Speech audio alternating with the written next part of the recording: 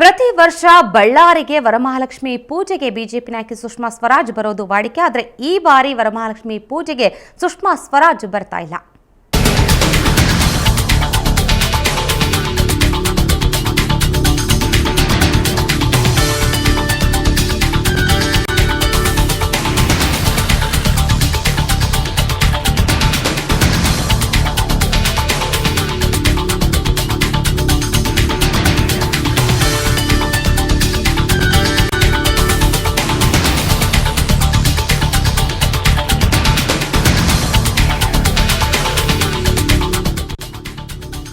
ಈ ಬಾರಿಯ ವರಮಹಾಲಕ್ಷ್ಮಿ ಪೂಜೆಗೆ ಬಿಜೆಪಿ ನಾಯಕಿ ಸುಷ್ಮಾ ಸ್ವರಾಜ್ ಬಳ್ಳಾರಿಗೆ ಬರಲ್ಲ. ರೆಡ್ಡಿ ಸಹೋದರರು ಆಯೋಜಿಸುವ ಸಾಮೂಹಿಕ ವಿವಾಹಕ್ಕೂ ಕೂಡ ಸುಷ್ಮಾ ಗೈರಾಗಲಿದ್ದಾರೆ.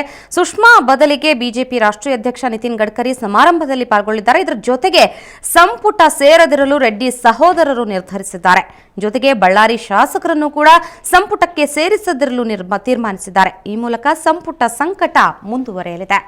ಈ ಬಗ್ಗೆ ಮತ್ತಷ್ಟು ಮಾಹಿತಿ ಪಡೆಯೋಣ ನಮ್ಮ ಪ್ರತಿನಿಧಿ ಜಯಪ್ರಕಾಶ್ ಶೆಟ್ಟಿ ಅವರಿಂದ. ಜಯಪ್ರಕಾಶ್, ಸುಷ್ಮಾ ಸ್ವರಾಜ್ ಪ್ರತಿ ವರ್ಷ ವರಮಹಾಲಕ್ಷ್ಮಿ ಹಬ್ಬಕ್ಕೆ ಬರ್ತಾ ಇದ್ರು, ಈ ಬಾರಿ ಬರ್ತಾ ಇಲ್ಲ ಅಂದ್ರೆ ಇದ್ರ ಹಿಂದೆ ಏನು ಸಂದೇಶ ರವಾನಿಸ್ತಾ ಇದ್ದಾರೆ ಅಂತ? ಖಂಡಿತವಾಗ್ಲೂ ರೆಡ್ಡಿ ಸಹೋದರನ್ನ ನಾನು ಕೈ ಬಿಟ್ಟಿದ್ದೇನೆ ಅನ್ನುವಂಥದ್ದು, ರೆಡ್ಡಿ ಸಹೋದರರಿಗೆ ತಮ್ಮ ಆಶೀರ್ವಾದ ಇಲ್ಲ ಅನ್ನುವಂಥದ್ದ ಒಂದು ಸಂದೇಶ ಸ್ಪಷ್ಟವಾಗಿ ಇಲ್ಲಿ ಮೂಡಿ ಬರ್ತಾ ಇದೆ. ಈ ಹಿಂದೆ ಕೂಡ ಅವರೊಂದು ಪತ್ರಿಕಾ ಸಂದರ್ಶನದಲ್ಲಿ ಈ ಮಾತನ್ನ ಹೇಳಿದ್ರು. ಅದೇನು ಅಂತಂದ್ರೆ, ನಾನು ಯಾವುದೇ ಕಾರಣಕ್ಕೂ ಅವರಿಗೆ ರಕ್ಷಣೆ ನೀಡ್ತಾ ಇಲ್ಲ ಅಥವಾ ಅವರೊಂದು ಗಾಡ್ ಮದರ್ ನಾನಲ್ಲ ಅನ್ನುವಂತ ಮಾತನ್ನ, ಯಾಕಂತಂದ್ರೆ ಲೋಕಾಯುಕ್ತ ವರದಿ ಬರುವುದಕ್ಕಿಂತ ಮೊದಲೇ ಸುಷ್ಮಾ ಸ್ವರಾಜ್ ಈ ಹೇಳಿಕೆಯನ್ನ ನೀಡುವಾಗ ಎಲ್ಲರೂ ಕೂಡ ಅಚ್ಚರಿ ವ್ಯಕ್ತಪಡಿಸಿದ್ರು. ಆದ್ರೆ ಪ್ರತಿಪಕ್ಷ ನಾಯಕಿ ಲೋಕಸಭೆಯಲ್ಲಿ ಸುಷ್ಮಾ ಸ್ವರಾಜ್, ಸೊ ಹಾಗಾಗಿ ಎಲ್ಲ ರೀತಿಯಲ್ಲೂ ಒಂದು ರೀತಿಯಲ್ಲಿ ಯಾವುದೇ ಒಂದು ಪ್ರಾಬ್ಲಮ್ಸ್ ಗಳನ್ನ ಎದುರು ಹಾಕೊಳ್ಳೋದಕ್ಕೆ ಅವರು ಇಷ್ಟಪಡ್ತಾ ಇಲ್ಲ.